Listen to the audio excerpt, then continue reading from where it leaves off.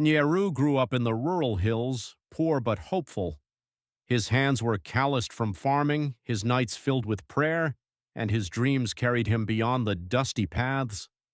He believed love would be his escape, and he gave his heart to a girl who promised to stand by him. When Njeru moved to Nairobi, life treated him cruelly. He was mocked for his poverty, cheated by employers, and abandoned by the girl he loved. She chose wealth over his struggling soul, leaving him broken.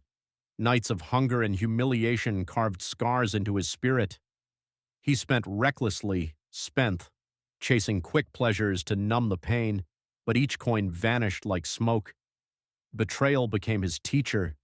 He learned discipline, faith, and resilience.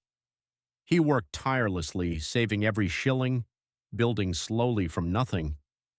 His suffering turned into strength, his prayers into action. The poor boy from the village began to rise. Years later, Njeru stood tall, respected, successful, and unshaken. He had built businesses, earned respect, and found peace in his faith. His story inspired others still trapped in the city's struggles, respected, successful, and unshaken. He had built businesses, earned respect, and found peace in his faith. His story inspired others still trapped in the city's struggles. When Njeru returned home, he came humbly. No flashy car, no expensive clothes, just himself. The villagers judged him by appearances. They mocked his simple clothes, whispered that he had failed, and even pushed his family aside from community gatherings. The pain was deep. His parents felt ashamed, his siblings avoided the marketplace, and neighbors turned their backs. What no one knew was that Njeru had been silently funding the community, repairing the village well, paying school fees for orphans, and covering hospital bills for the sick. He chose not to reveal it, testing whether people valued character over appearances. The rejection grew so strong that his family was even sent away by the very community he was supporting.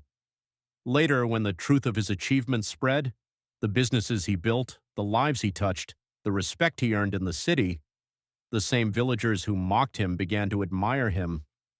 They realized that wealth is not always worn on the body, but carried in the heart. The shame fell on those who had rejected his family.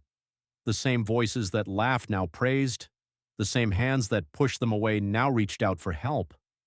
And Njeru, with calm dignity, told them, "Respect is not given to clothes or cars.